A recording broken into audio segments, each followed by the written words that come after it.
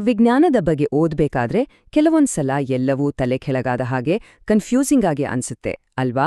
ಆದ್ರೆ ಅದೇ ಮಾಹಿತಿಯನ್ನ ಸರಿಯಾಗಿ ಜೋಡಿಸಿದ್ರೆ ಪ್ರತಿಯೊಂದು ಕಾನ್ಸೆಪ್ಟ್ ಕೂಡ ಸ್ಫಟಿಕದಷ್ಟು ಸ್ಪಷ್ಟವಾಗುತ್ತೆ.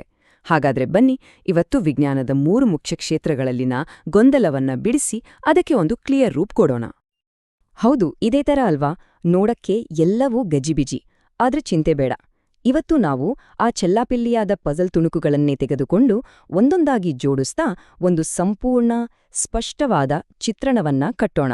ಬನ್ನಿ, ಈ ಪಜಲ್ನನ್ನ ಒಟ್ಟಿಗೆ ಸಾಲ್ವ್ ಮಾಡೋಣ. ಸರಿ, ಹಾಗಾದ್ರೆ ನಮ್ಮ ಪಜಲ್ನ ಮೊದಲ ಭಾಗ ಶುರು ಮಾಡೋಣ. ಅದುವೇ ವಿದ್ಯುತ್ ಶಕ್ತಿ, ಅಂದ್ರೆ ಎಲೆಕ್ಟ್ರಿಸಿಟಿ. ಇದರ ಕೆಲವು ಬೇಸಿಕ್ ಕಾನ್ಸೆಪ್ಟ್ಗಳು ಮೊದಲ ನೋಟಕ್ಕೆ ಸ್ವಲ್ಪ ಗೊಂದಲ ಅನಿಸ್ಬಹುದು, ಆದ್ರೆ ಇದನ್ನ ಈಗ ಏಕ್ದಮ್ ಸರಳವಾಗಿ ಅರ್ಥ ಮಾಡ್ಕೊಳ್ಳೋಣ. ನೋಡಿ, ಮೂಲ ಮಾಹಿತಿಯಲ್ಲಿ ಮುಖ್ಯವಾದ ಪದಗಳು ಮತ್ತು ಅವುಗಳ ಅರ್ಥಗಳು ಅದಲು ಬದಲಾಗಿದೆ. ಅಂದ್ರೆ ಕರೆಂಟ್ ಅಂದ್ರೆ ಏನು ಅನ್ನೋ ಡೆಫಿನೇಷನ್ ಎಲ್ಲೋ ಇದೆ, ಪೊಟೆನ್ಷಿಯಲ್ ಡಿಫರೆನ್ಸ್ ಅಂದ್ರೆ ಏನು ಅನ್ನೋದು ಇನ್ನೆಲ್ಲೋ ಇದೆ. ಹೀಗೆ ಅದಲು ಬದಲಾಗಿದ್ರೆ ಕನ್ಫ್ಯೂಷನ್ ಆಗೋದು ಗ್ಯಾರಂಟಿ. ಆದ್ರೆ ಇದನ್ನ ಸರಿ ಮಾಡೋದು ತುಂಬಾ ಸುಲಭ. ಆಹಾ, ಈಗ ನೋಡಿ, ಎಲ್ಲವೂ ಎಷ್ಟು ಕ್ಲಿಯರ್ ಆಯ್ತು. ವಿದ್ಯುತ್ ಪ್ರವಾಹ ಅಂದ್ರೆ ಚಾರ್ಜ್ಗಳ ಫ್ಲೋ ಆಗೋ ಸ್ಪೀಡ್, ಅದರ ಯೂನಿಟ್ ಆಂಪಿಯರ್. ವಿಭವಾಂತರ ಅಂದ್ರೆ ಒಂದು ಚಾರ್ಜನ್ನ ತಳ್ಳೋಕೆ ಬೇಕಾದ ಶಕ್ತಿ, ಅದನ್ನ ವೋಲ್ಟ್ನಲ್ಲಿ ಅಳತೆ ಮಾಡ್ತಾರೆ. ಇನ್ನು ರೋಧ ಅಂದ್ರೆ ರೆಸಿಸ್ಟೆನ್ಸ್, ಅಂದ್ರೆ ಕರೆಂಟ್ ಹೋಗೋ ದಾರಿಯಲ್ಲಿರೋ ಒಂದು ಸ್ಪೀಡ್ ಬ್ರೇಕರ್ ಇದ್ದಾಗೆ, ಅದರ ಯೂನಿಟ್ ಓಮ್. ನೋಡಿ, ಹೀಗೆ ಸರಿಯಾಗಿ ಜೋಡಿಸಿದಾಗ ಪ್ರತಿಯೊಂದು ಪದಕ್ಕೂ ಅದ್ರದೇ ಆದ ಸ್ಪಷ್ಟಾರ್ಥ ಸಿಗುತ್ತೆ. ಈಗ ರಿಯೋಸ್ಟ್ಯಾಟ್ ಬಗ್ಗೆ ನೋಡೋಣ. ಒಂದು ಎಲೆಕ್ಟ್ರಿಕಲ್ ಸರ್ಕ್ಯೂಟ್ನಲ್ಲಿರೋ ಈ ಸಾಧನದ ಕೆಲ್ಸ ಏನ್ ಗೊತ್ತಾ? ಇದು ರೋಧವನ್ನ, ಅಂದ್ರೆ ಕರೆಂಟ್ ಫ್ಲೋಗಿರೋ ಅಡೆತಡೆಯನ್ನ ನಾವು ಬೇಕಾದ ಹಾಗೆ ಅಡ್ಜಸ್ಟ್ ಮಾಡಿ ಕರೆಂಟ್ ಫ್ಲೋನ ಕಂಟ್ರೋಲ್ ಮಾಡ್ಬೋದು. ಒಂಥರ ಫ್ಯಾನ್ ರೆಗ್ಯುಲೇಟರ್ ತರ ಅನ್ಕೋಬೋದು. ಅಮ್ಮೀಟರ್ ಮತ್ತು ವೋಲ್ಟ್ ಮೀಟರ್ ಎರಡೂ ಅಳತೆ ಮಾಡೋ ಸಾಧನಗಳೇ, ಆದರೆ ಅವುಗಳ ಕೆಲಸ ಪೂರ್ತಿ ಬೇರೆ. ಹೇಗೆ ಅಂದ್ರೆ, ಅಮ್ಮೀಟರ್ ಅನ್ನೋದು ಒಂದು ಪೈಪ್ನಲ್ಲಿ ಎಷ್ಟು ನೀರು ಹರಿತಾ ಇದೆ ಅಂತ ಅಳತೆ ಮಾಡಿದ್ರೆ, ವೋಲ್ಟ್ ಮೀಟರ್ ಆ ನೀರಿನ ಪ್ರೆಷರ್ ಎಷ್ಟಿದೆ ಅಂತ ಅಳತೆ ಮಾಡುತ್ತೆ. ಒಂದು ಕ್ವಾಂಟಿಟಿ, ಇನ್ನೊಂದು ಪ್ರೆಷರ್. ಸಿಂಪಲ್ ಅಲ್ವಾ? ಈಗ ಸರ್ಕ್ಯೂಟ್ ಡಯಾಗ್ರಾಮ್ಗಳನ್ನ ನೋಡಿದ್ರೆ ಅದ್ರಲ್ಲಿ ಈ ತರದ ಚಿಹ್ನೆಗಳು ಇರ್ತವೆ. ಯಾಕಂದ್ರೆ ಪ್ರತೀ ಸಲನೂ ಬ್ಯಾಟ್ರಿ, ಬಲ್ಬ್ ಅಂತ ಪೂರ್ತಿಯಾಗಿ ಚಿತ್ರ ಬಿಡಿಸ್ತಾ ಕೂರಕ್ಕಾಗಲ್ಲ ಅಲ್ವಾ? ಅದಕ್ಕೆ ಈ ಸಿಂಬಲ್ಸ್. ಇದನ್ನ ಒಂದ್ ರೀತಿ ಎಲೆಕ್ಟ್ರಿಕಲ್ ಇಂಜಿನಿಯರ್ಗಳ ಶಾರ್ಟ್ ಹ್ಯಾಂಡ್ ಭಾಷೆ ಅಂತಾನೂ ಹೇಳ್ಬಹುದು. ಸರಿ, ನಮ್ಮ ಪಜಲ್ನ ಮುಂದಿನ ಭಾಗಕ್ಕೆ ಹೋಗೋಣ. ಇದು ರಾಸಾಯನಿಕ ಕ್ರಿಯೆಗಳ ಒಂದು ಮಾಯಾಲೋಕ. ಇಲ್ಲಿ ಅಣುಗಳು ಒಂದೊಂದನ್ನು ಸೇರುತ್ತವೆ, ಬೇರೆ ಆಗುತ್ತವೆ, ಮತ್ತೆ ಹೊಸ ರೂಪವನ್ನ ಪಡಿತವೆ. ಇದು ಒಂಥರ ಅಟಾಮಿಕ್ ಲೆವೆಲ್ನಲ್ಲಿ ನಡೆಯೋ ಡ್ಯಾನ್ಸ್ ಇದ್ದ ಹಾಗೆ. ಇಲ್ಲೂ ಕೂಡ ಡೆಫಿನಿಷನ್ಗಳು ಅದಲು ಬದಲಾಗಿದ್ವು. ಬನ್ನಿ ಸರಿ ಮಾಡೋಣ. ಸಂಯೋಗ ಕ್ರಿಯೆ ಹೆಸರೇ ಹೇಳೋ ಹಾಗೆ, 2 ಅಥವಾ ಅದಕ್ಕಿಂತ ಹೆಚ್ಚು ವಸ್ತುಗಳು ಒಟ್ಟಿಗೆ ಸೇರಿ ಒಂದೇ ಒಂದು ಹೊಸ ವಸ್ತುವನ್ನ ಉಂಟುಮಾಡ್ತವೆ.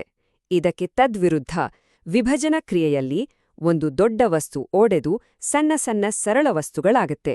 ಒಂದ್ರಲ್ಲಿ 2 ಸೇರಿ ಒಂದಾಗತ್ತೆ, ಇನ್ನೊಂದ್ರಲ್ಲಿ 1 ಒಡೆದು 2 ಆಗತ್ತೆ. ಅಷ್ಟೇ ಸಿಂಪಲ್. ಈ ಎರಡರ ನಡುವಿನ ವ್ಯತ್ಯಾಸ ಸ್ವಲ್ಪ ಸೂಕ್ಷ್ಮ, ಆದ್ರೆ ಬಹಳ ಮುಖ್ಯ.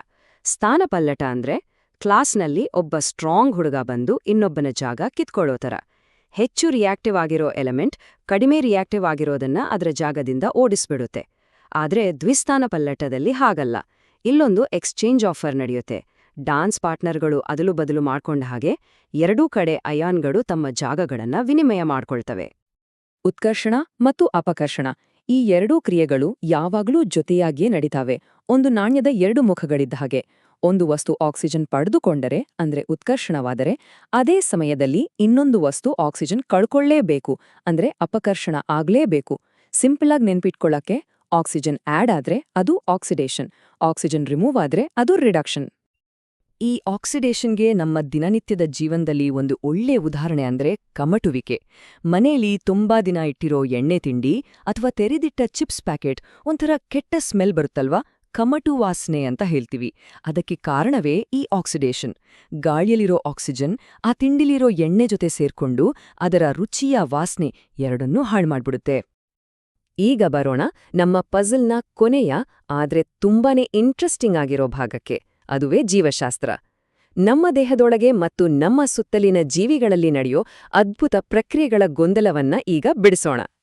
ಮಯೋಪಿಯಾ ಮತ್ತು ಹೈಪರ್ಮೆಟ್ರೋಪಿಯಾ ಇವು ತುಂಬಾ ಸಾಮಾನ್ಯವಾದ ದೃಷ್ಟಿದೋಷಗಳು. ಮಯೋಪಿಯಾ ಅಂದ್ರೆ ಸಮೀಪ ದೃಷ್ಟಿದೋಷ. ಇದರಲ್ಲಿ ಹತ್ರ ಇರೋ ವಸ್ತುಗಳು ಕ್ಲಿಯರೇ ಕಾಣಿಸುತ್ತೆ, ಅದೇ ದೂರದ್ದು ಮಸುಕಾಗಿ ಕಾಣುತ್ತೆ. ಇದಕ್ಕೆ ಕಾರಣ ಕಣ್ಣಿನ ಗುಡ್ಡೆ ಸ್ವಲ್ಪ ಉದ್ದವಾಗಿರೋದು. ಇನ್ನು ಹೈಪರ್ಮೆಟ್ರೋಪಿಯಾ, ಇದು ಅದಕ್ಕೆ ಪಕ್ಕಾ ಉಲ್ಟಾ. ದೂರದ್ದು ಕ್ಲಿಯರಾಗಿ ಕಾಣುತ್ತೆ, ಆದ್ರೆ ಹತ್ರದ್ ನೋಡಕ್ಕೆ ಕಷ್ಟ. ಯಾಕಂದ್ರೆ ಇಲ್ಲಿ ಕಣ್ಣಿನ ಗುಡ್ಡೆ ಸ್ವಲ್ಪ ಚಿಕ್ಕದಾಡಿರುತ್ತೆ. ನಮ್ಮ ಜೀರ್ಣಾಂಗ ವ್ಯವಸ್ಥೆ ಒಂದು ದೊಡ್ಡ ಫ್ಯಾಕ್ಟರಿ ಇದ್ದ ಹಾಗೆ. ಅಲ್ಲಿರೋ ಈ ಕಿಣ್ವಗಳು ಅಂದ್ರೆ ಎನ್ಸೈಮ್ಸ್ ಸ್ಪೆಷಲಿಸ್ಟ್ ಕೆಲ್ಸಗಾರರು. ಅವರವರ ಕೆಲಸ ಅವರಿಗೆ ಫಿಕ್ಸ್ ಆಗಿರುತ್ತೆ. ನೋಡಿ, ಅಮೈಲೇಸ್ ಕೆಲಸ ಏನಪ್ಪಾ ಅಂದ್ರೆ ಪಿಷ್ಟವನ್ನ ಸಕ್ಕರೆಯಾಗಿ ಒಡೆಯೋದು. ಟ್ರಿಪ್ಸಿನ್ ಪ್ರೋಟೀನ್ಗಳನ್ನ ನೋಡ್ಕೊಳ್ಳುತ್ತೆ. ಹಾಗೆ ಲೈಪೇಸ್ ಕೊಬ್ಬನ್ನ ವಿಭಜಿಸುತ್ತೆ. ಪ್ರತಿಯೊಂದಕ್ಕೂ ಅದ್ರದ್ದೇ ಆದ ಒಂದು ಸ್ಪೆಸಿಫಿಕ್ ಜವಾಬ್ದಾರಿ. ನಮ್ಮ ದೇಹಕ್ಕೆ ಶಕ್ತಿ ಬೇಕಲ್ವಾ? ಅದನ್ನ ಪಡೀಲಿಕ್ಕೆ ಮುಖ್ಯವಾಗಿ 2 ದಾರಿಗಳಿವೆ. ಒಂದು ವಾಯುವಿಕ ಉಸಿರಾಟ, ಅಂದ್ರೆ ಆಕ್ಸಿಜನ್ ಬಳಸಿ ನಡೆಯೋದು. ಇದು ನಮ್ಮ ದೇಹದ ಮೈಟೊಕಾಂಡ್ರಿಯಾದಲ್ಲಿ ನಡೆದು ತುಂಬಾನೇ ಶಕ್ತಿಯನ್ನ ಕೊಡುತ್ತೆ. ಇನ್ನೊಂದು ಅವಾಯುವಿಕ ಉಸಿರಾಟ. ಇದು ಆಕ್ಸಿಜನ್ ಇಲ್ದೇ ನಡೆಯುತ್ತೆ, ಯೀಸ್ಟ್ ಕೋಶಗಳಲ್ಲಿ ನಡೆಯೋ ಹಾಗೆ. ಇಲ್ಲಿ ಶಕ್ತಿ ಕಡಿಮೆ ಸಿಗುತ್ತೆ, ಜೊತೆಗೆ ಎಥನಾಲ್ ಕೂಡ ಉತ್ಪತ್ತಿಯಾಗುತ್ತೆ. ಹೀಗೆ ಶುರುವಿನಲ್ಲಿ ಚೆಲ್ಲಾಪಿಲ್ಲಿಯಾಗಿದ್ದ ಮಾಹಿತಿಯನ್ನೇ ತೆಗೆದುಕೊಂಡು ವಿದ್ಯುತ್, ರಸಾಯನಶಾಸ್ತ್ರ ಹಾಗೂ ಜೀವಶಾಸ್ತ್ರದ ಸ್ಪಷ್ಟ ಚಿತ್ರಣಗಳನ್ನ ಹೇಗೆ ಕಟ್ಟಿದ್ವಿ ಅಂತ ನೋಡಿದ್ರಲ್ವಾ? ಇದರಿಂದ ನಾವು ಕಲಿಬೇಕಾದ ಮುಖ್ಯ ಪಾಠ ಏನಂದ್ರೆ, ವಿಜ್ಞಾನ ಅಂದ್ರೆ ಕೇವಲ ಫ್ಯಾಕ್ಟ್ಸ್ಗಳಲ್ಲ, ಬಾಯ್ಪಾಠ ಮಾಡೋದಲ್ಲ. ಬದಲಿಗೆ ಆ ಬೇರೆ ಬೇರೆ ವಿಷಯಗಳ ನಡುವೆ ಇರೋ ಸಂಬಂಧವನ್ನ, ಕನೆಕ್ಷನ್ ಅನ್ನ ಅರ್ಥ ಮಾಡ್ಕೊಳ್ಳೋದು. ಒಂದು ಕಾನ್ಸೆಪ್ಟ್ ಇನ್ನೊಂದರ ಜೊತೆ ಹೇಗೆ ಸೇರಿದೆ ಅಂತ ಗೊತ್ತಾದಾಗ್ಲೇ ನಮಗೆ ನಿಜವಾದ ಜ್ಞಾನ ಸಿಗೋದು. ಕಲಿಕೆ ಅನ್ನೋದು ಒಂದು ನಿರಂತರ ಪ್ರಯಾಣ, ಅದಕ್ಕೆ ಕೊನೆ ಇಲ್ಲ. ಇವತ್ತು ನಾವು ಸೇರಿ ಒಂದು ಪಜಲ್ ಸಾಲ್ವ್ ಮಾಡ್ದೇವೆ. ಹಾಗಾದ್ರೆ ಈಗ ಮನಸ್ಸಿನಲ್ಲಿ ಕುತೂಹಲ ಮೂಡಿಸುತ್ತಿರೋ, ಬಿಡಿಸಬೇಕು ಅಂತ ಅನಿಸ್ತಿರೋ ಮುಂದಿನ ಪಜಲ್ ಯಾವುದು? ಯೋಚನೆ ಮಾಡೋಣ ಅಲ್ವಾ?